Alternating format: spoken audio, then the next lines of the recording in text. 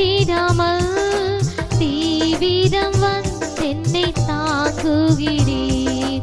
திசை கெட்டெங்கும் அலைந்திடாமல் தீவிரம் வந்தென்னை தாங்குகிறீர். உம் பாதம் பணிந்தேன் என்னாலும் துதியே, உம்மை அன்றி யாரை பாடுவேன்.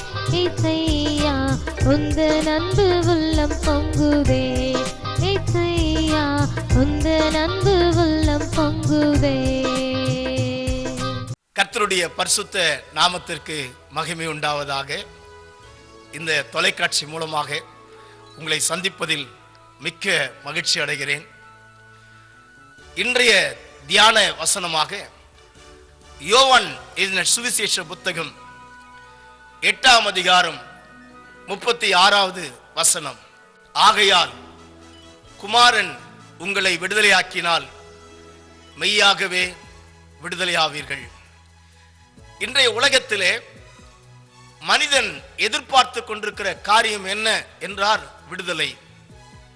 விடுதலை பெற்றுக்கொள்ள மனிதன் ஏராளமான முயற்சிகளை எடுத்துக் கொண்டிருக்கிறான்.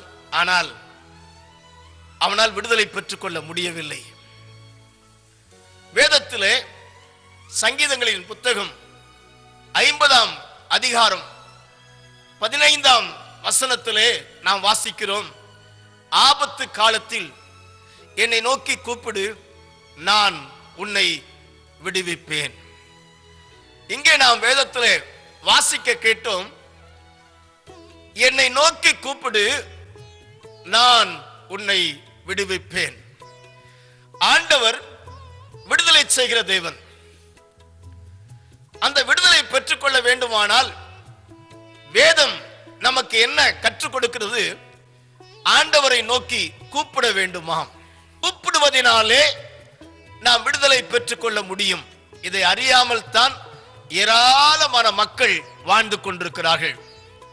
வேதத்திலே ஆண்டவரை நோக்கி கூப்பிட்டு விடுதலை பெற்றுக்கொண்ட ஒரு மனுஷனை குறித்து இன்றைக்கு நாம் தியானிக்க இருக்கிறோம். லூக்கா எழுதின சுவிசேஷ புத்தகம் 18ஆம் அதிகாரம் 35ஆம் வசனம் முதல் 43ஆம் வசனம் முடிய நாம் வாசிக்கும் பொழுது, ஒரு பார்வையற்ற ஒரு மனிதன் எரிகோ பட்டண வீதியிலே அமர்ந்து பிச்சை கேட்டுக் கொண்டிருந்தான். இவருடைய தொழில் என்ன? மற்றவர்களை எதிர்பார்த்து வாழ்ந்திருந்தவன். மற்றவர்களுடைய உதவியை நாடியிருந்தான். இப்படிப்பட்ட காலகட்டத்திலே இயேசு கிறிஸ்து ஒரு நாள் அந்த பட்டண வழியாக நடந்து வருகிறார். இயேசுவை பின்பற்றி ஒரு திரளான கூட்டம் வருகிறது. இயேசு எங்கெல்லாம் போனாரோ அங்கெல்லாம் ஒரு திரளான கூட்டம் இயேசுவை பின்பற்றி கொண்டே இருந்தார்கள். இயேசு கடந்து போகும் பொழுது ஜனக்கூட்டத்தின் சத்தத்தை அந்த பார்வையற்ற மனிதன் கேட்கிறான். என்ன இது?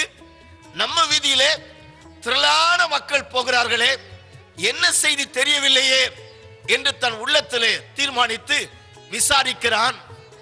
என்ன ஜனக்கூட்டம் அதிகமாயிருப்பதற்கு காரணம் என்ன என்று விசாரிக்கும் பொழுது அப்பொழுது சொல்லுகிறார்கள், நசரேயனாகிய இயேசு போகிறார் என்று அவனுக்கு அறிவித்தார்கள். இயேசு போகிறார் என்று அறிவித்த உடனே இந்த பார்வையற்ற மனிதன் அமைதியா இருக்கவில்லை.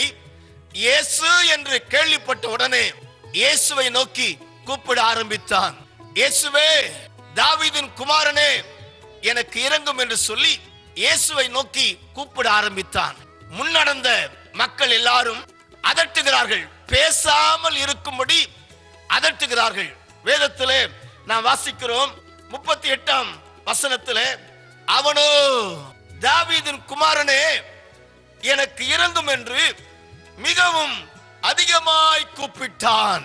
இந்த பார்வையற்ற மனிதன் இயேசு என்று கேள்விப்பட்ட உடனே அமைதியாக இருக்கவில்லை, இன்னும் அதிகமாக இயேசுவை நோக்கி கூப்பிட ஆரம்பித்தான்.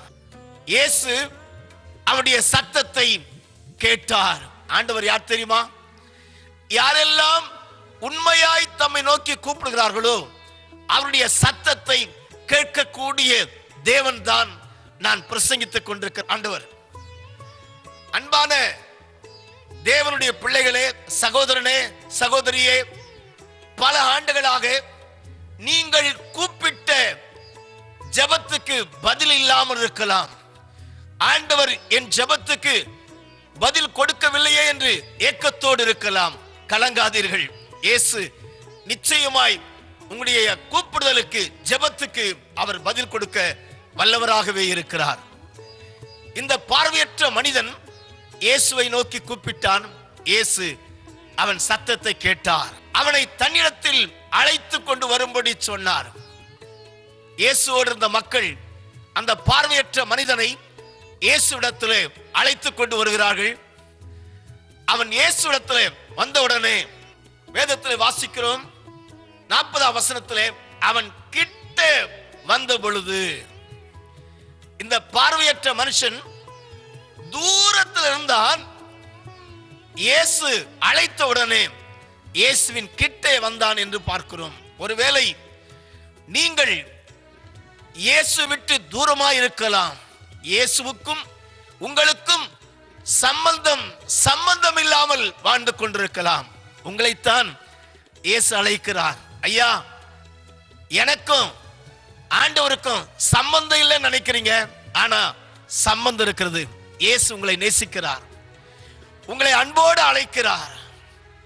இந்த பார்வையற்ற மனுஷன் இயேசுவின் கிட்டே வந்தான். இயேசு அவனை பார்த்தார். இந்த உலகத்திலே நாம் எந்த நிலையில் இருந்தாலும் நம்மை பார்க்கக்கூடிய, காணக்கூடிய ஒரு தேவன் இருக்கிறார் என்றால் அவர்தான் ஆண்டவர். பணக்காரன, நடுத்தர குடும்பத்தில் இருக்கிறவன, ஏழை, எல்லாரையும் சமமாய் பார்க்கக்கூடிய தெய்வம் தான் நான் பிரசங்கித்துக் கொண்டிருக்கிற ஆண்டவராய் இயேசு கிறிஸ்து. அவர் உங்களை பார்க்கிறார். இந்த பார்வையற்ற மனுஷனை தன்னிடத்தில் அழைத்து கொண்டு வந்தவுடனே இயேசு அவனை பார்த்தார். இந்த நல்ல நேரத்திலே கேட்டுக்கொண்டிருக்கிற அன்பு சகோதர சகோதரிகளே, உங்களை பார்க்கக்கூடிய ஒரு தேவன் இயேசு கிறிஸ்து ஒருவர் மாத்திரமே. இவனை பார்த்து இவனிடத்தில் கேட்கிறார், நான் உனக்கு என்ன செய்ய வேண்டும்? இந்த உலகத்துல நம்ம யாரும் விசாரிக்கவே மாட்டாங்க. ஒருவேளை நீங்க சரீரத்துல வியாதியோடு, பலவீனத்தோடு, ஒருவேளை தாழ்ந்த நிலையிலே, வறுமையிலே, கடன் பிரச்சனையிலே அல்லது வேதனையோடு நீங்கள் இருக்கும் பொழுது யாரும் உங்களை விசாரிக்கவே மாட்டாங்க. ஆனா நான் பிரசங்கிக்கிற ஆண்டவர் யார் தெரியுமா? அவர் உங்களை விசாரிக்கிறவர்.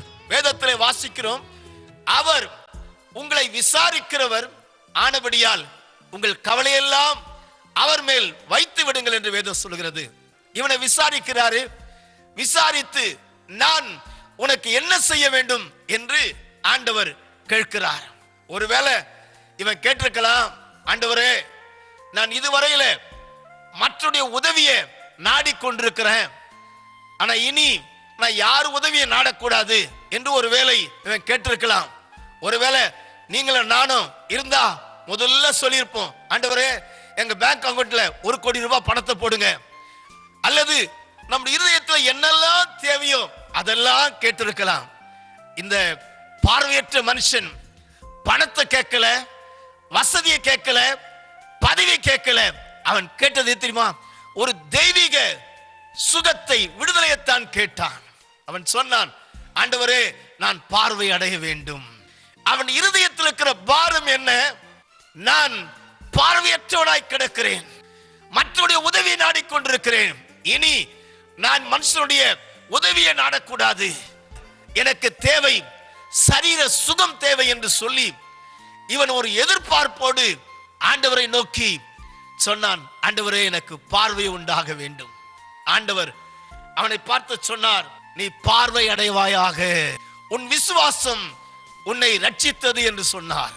ஆண்டவர் இந்த பார்வையற்ற மனிதனுடைய விசுவாசத்தை ஆண்டவர் கண்டு அவனுக்கு ஒரு தெய்வீக விடுதலை கொடுத்ததை நாம் பார்க்கிறோம். அன்பு சகோதர சகோதரிகளே, உங்கள் தனிப்பட்ட வாழ்க்கையிலே விடுதலை இல்லாமல் தத்தளித்துக் கொண்டிருக்கலாம், விடுதலைக்காக முயற்சி எடுத்துக் கொண்டிருக்கலாம். ஒரே வழி இயேசு. அவரை நோக்கி உண்மையாய் கூப்பிடுவோமானால் ஆண்டவர் நம்முடைய கூப்பிடுகிற சத்தத்தை கேட்டு நமக்கு விடுதலை கொடுக்க அவர் வல்லவராய் இருக்கிறார். இந்த நல்ல நேரத்திலே நீ விடுதலை பெற்றுக் கொள்ள ஒரே வழி இயேசுவை நோக்கி கூப்பிடுங்கள். வேதத்திலே தாவீது என்ற ஒரு மனிதன், அவனுக்கு நெருக்கம் வந்தது. நெருக்கடியான சூழ்நிலை தாவீது என்ன செய்தான் தெரியுமா? சங்கீதங்களின் புத்தகம் 118 அதிகாரம் 5 வசனத்திலே நான் வாசிக்கிறோம். நெருக்கத்தில் இருந்த பொழுது நான் கர்த்தரை நோக்கி கூப்பிட்டேன், அவர் என்னை கேட்டருளினார். தாவீதுக்கு நெருக்கம் வந்த பொழுது, இந்த நெருக்கடியான சூழ்நிலை மனுஷனை நோக்கி கூப்பிடல. உங்களுக்கு நெருக்கம் வந்துச்சுன்னா, குடும்பத்துல நெருக்கம் வந்தால் நீங்கள் யாரை நாடுகிறீர்கள்? மனுஷனை நாடி ஓடுகிறீர்கள். யாரெல்லாம் பணம் கொடுக்கிறவன் இருக்கானோ அவனை நாடி ஓடுற, வட்டி கொடுக்கிறவன நாடி ஓடுற, தண்டல்காரன நாடி ஓடுற. நெருக்கம் வருகிறதா?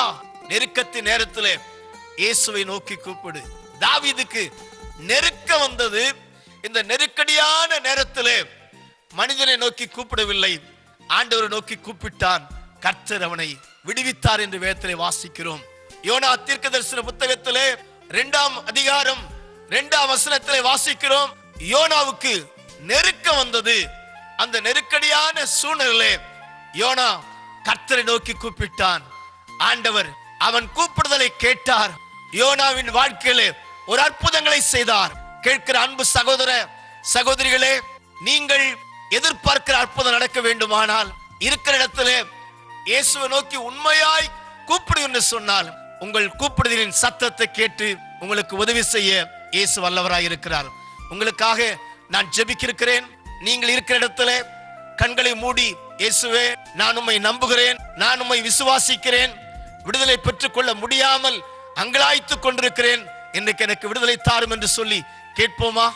நான் உங்களுக்காக ஜெபிக்க விரும்புகிறேன். கண்களை மூடி ஆண்டவர் நோக்கி பார்ப்போமா? அன்பு தகப்பனே, தொலைக்காட்சி மூலமாக இந்த ஜெபத்தை கேட்டுக்கொண்டிருக்கிற அன்பு சகோதர சகோதரிகளுக்காக ஜெபிக்கிறோம். தகப்பனே, யாரெல்லாம் கண்ணீர் வடிக்கிறார்களோ அவர் கண்ணீரை துடைப்பீராக. சமாதானம் இல்லாத மக்களுக்கு சமாதானத்தை தாரும். யாரெல்லாம் இந்த நல்ல நேரத்திலே உம்மை நோக்கி கூப்பிடுகிறார்களோ அவர்களுக்கு ஒரு தெய்வீக விடுதலை கர்த்தர் தரும்படி நாங்கள் ஜெபிக்கிறோம். நெருக்கத்தின் மத்தியிலே, நிந்தனையின் மத்தியிலே, அவமானத்தின் மத்தியிலே இருக்கிற மக்களை கர்த்தர் தொடுவீராக. அவர்களுக்கு விடுதலை தருவீராக. இயேசு கிறிஸ்துவின் நாமத்தினாலே யாரெல்லாம் விடுதலை வேண்டும் என்று அங்கலாய்க்கிறார்களோ தகப்பனே, நீர் அவர்களை தொடுவீராக. ஒரு தெய்வீக விடுதலையின் சுகத்தை கர்த்தர் தருவீராக நான் ஜெபிக்கிறேன். இயேசுவின் நாமத்தில் இன்றைக்கு ஒரு அற்புதங்கள் நடப்பதாக என்று கட்டளை கொடுக்கிறேன். இயேசுவின் நாமத்தில் பிதாவே, ஆமென். ஆண்டவர்களை ஆசீர்வதிப்பாராக.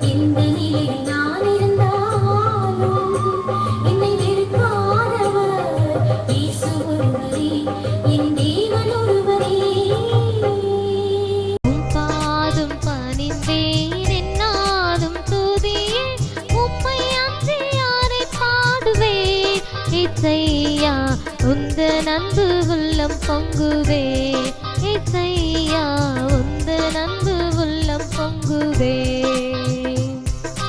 உம் பாதம் பணிந்தேன் என்னாலும் துதியே, உம்மை அன்றி யாரை பாடுவேன். இசையா உந்தன் அன்பு உள்ளம் பொங்குவே, இசையா உந்தன் அன்பு உள்ளம் பொங்குவே.